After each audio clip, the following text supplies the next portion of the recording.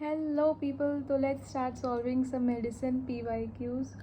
Your first question is, a diabetic patient fasting blood glucose level is found to be 160 gram per mg per dl. What will you advise the patient regarding non-pharmacological management? Your first option is at least 80 mg dietary fiber, less than 5 gram sodium intake every day, less than 30% of the calories should be taken come from fat, and cholesterol less than 100 mg. कोई diabetic patient है जिसका sugar 160 से ज़्यादा है, 160 तक है, तो आप उनको क्या डाइट दोगे?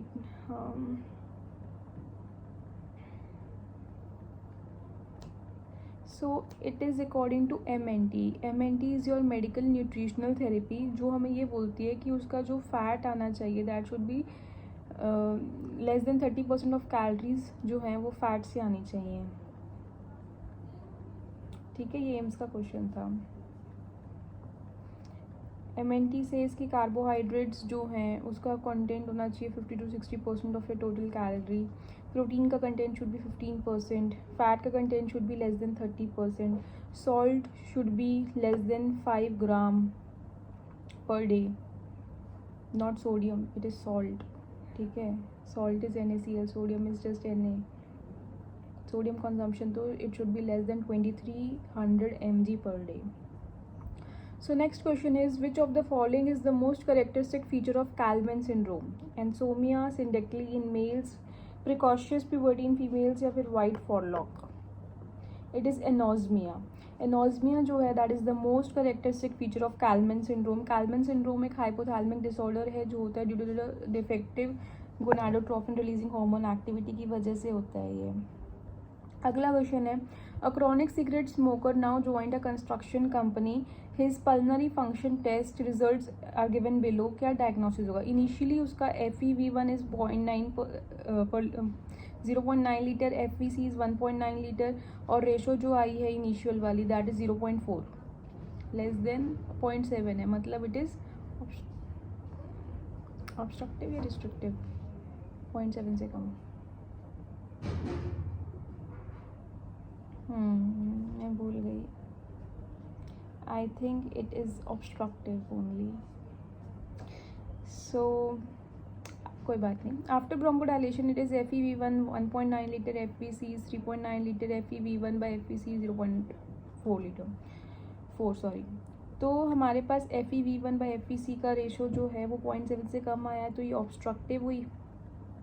बाद में यू कैन सी ब्रोंकोडाइलेशन के बाद क्या हुआ, तुम्हारा FeV1 इंक्रीज हो गया 0.9 लीटर से 1.9 लीटर तक. ठीक है, और लेकिन जो रेशो अभी भी आई है दैट इज़ योर 0.4 ओनली, तो ये ऑब्स्ट्रक्टिव डिजीज़ है विद ब्रोंकोडाइलेटर रिवर्सिबिलिटी, क्योंकि वो बढ़ रहा है ना, तो reversibility. Okay good. Next question is, which of the following is not a first line drug for the management of the patient with rheumatoid arthritis? कौन सी फर्स्ट लाइन नहीं है? ये मैंने पहले भी सॉल्व किया हुआ है, that is एजिथ्रोप्रीन.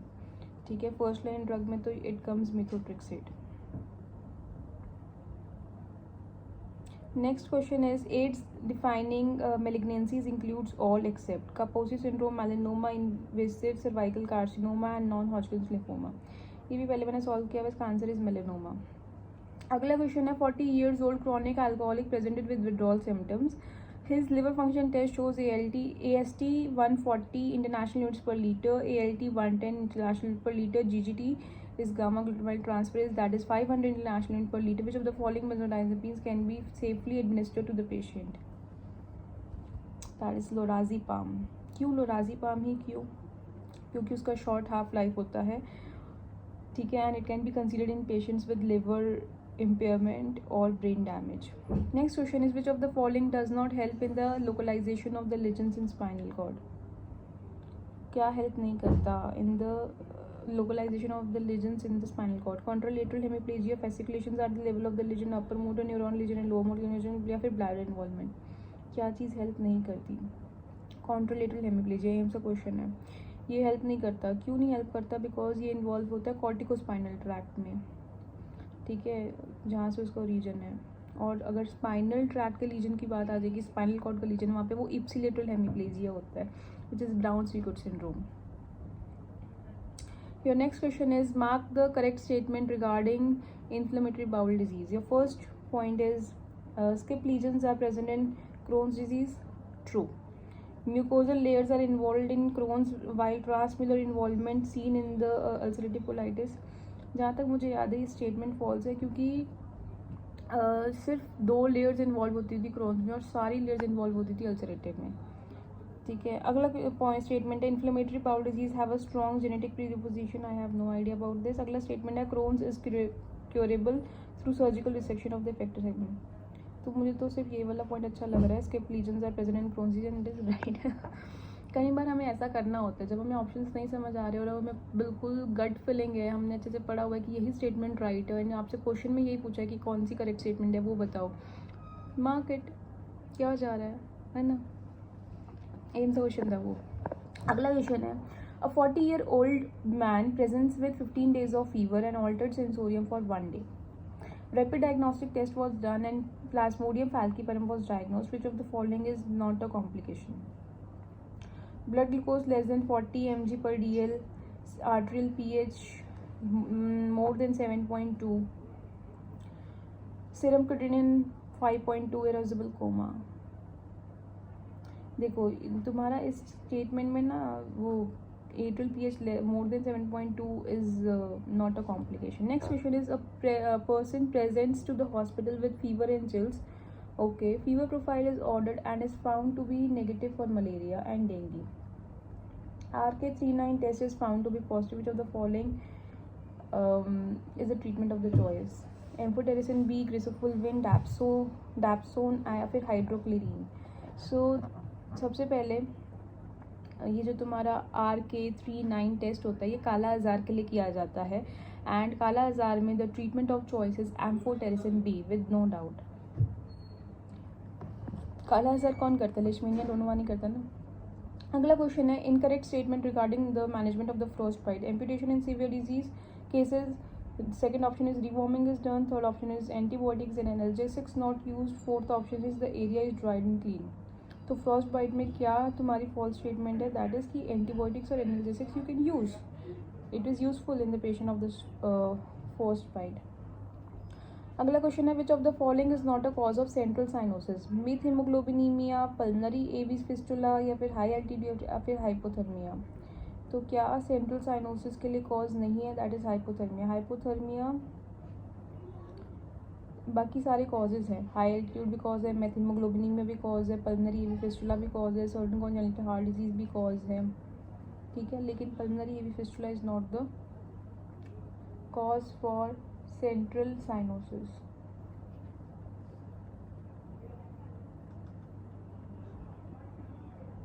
Sorry pulmonary, I was also in doubt. I was thinking मैं क्या बोल रही हूँ. pulmonary AV fistula is the cause of the central cyanosis. Hypothermia is not the cause for the central cyanosis. Next question is a female patient, ECG दिया हुआ है. A female patient presents to the hospital with palpitations. Her vitals are stable and ECG shows the following. Which of the following is used as the first line management to treat the condition? ठीक है, hospital आई है, female है, palpitations हो रहे हैं, vital stable है, ECG दिया हुआ है. फर्स्ट लाइन मैनेजमेंट क्या है to treat this condition? And you are given here. मेरे को ना यहाँ पे बहुत QRS कॉम्प्लेक्स बहुत बड़ा दिया हुआ है, मतलब पीक उसकी adenosine. Next question is which of the following is not a feature of Brown-Sequard syndrome? First is complete transection of the spinal cord. Second is ipsilateral loss of the vibration and touch. Third is contralateral loss of pain and temperature. Fourth is your ipsilateral loss of proprioception. क्या feature नहीं है इसमें से? That is your complete transection of spinal cord. Which of the following drug is not used for emergency immediate management of hyperkalemia? 10% calcium gluconate over 10 minutes, salbutamol nebulization, insulin dextrose या फिर injection MgSO4. Injection MgSO4 हाइपरकैलीमिया के लिए immediate management नहीं है. हाइपरकैलीमिया होता है जब serum potassium level is more than 5.5 millimole पर लीटर एंड मेडिकल इमरजेंसी होती है तो हम ECG के चेंजेस देखते हैं. और अगर सीवियर हाइपरकैलीमिया है तो your potassium should be more than 6.5. अगला क्वेश्चन है क्रॉनिक HBV मतलब hepatitis B infection would be inconsistent with which of the following serology? HBs antigen, anti HBs antigen, anti HBc antigen, HBV DNA। तो chronic serology क्या होगी? Which of the following? That is your 134। मतलब hepatitis B infection है, तुम्हारा surface antigen भी गया, HBs antigen, उसके बाद तुम्हारा एंटी HBc एंटीजन भी गया, उसके बाद तुम्हारा HBV DNA, ठीक है, HBV DNA, that is the viral replicator. अगला क्वेश्चन है tongue fasciculations are seen in Guillain Barre syndrome, spinal muscle atrophy, Duchenne muscle atrophy या फिर myasthenia gravis. So that is spinal muscle atrophy. अगला question है in patient with HIV the incorrect statement regarding the prophylaxis for the various organism is, मतलब there are two things, one is PCP, next is MAC। PCP is pneumocystis pneumonia, MAC is your mycobacterium avium complex. तो उन्होंने बोला क्या incorrect statement है for HIV patient? Prophylaxis for PCV is indicated when CD count is less than 200 cells per liter। Incorrect तो नहीं है, it is okay. Stop prophylaxis for coccidiosis if CD count is more than 250 per microliter for 6 months। Prophylaxis for MAC Mycobacterium avium complex is indicated when CD counts is more than 50 cells per microliter, and fourth is prophylaxis for Cryptococcus is indicated when your counts is more than 150 international units per liter। Basically the fourth statement is wrong, क्योंकि अगर counts बहुत ज़्यादा होते हैं, 100 से भी ज़्यादा होते हैं, तो there is no evidence for infection in cryptococcus. Okay, next question is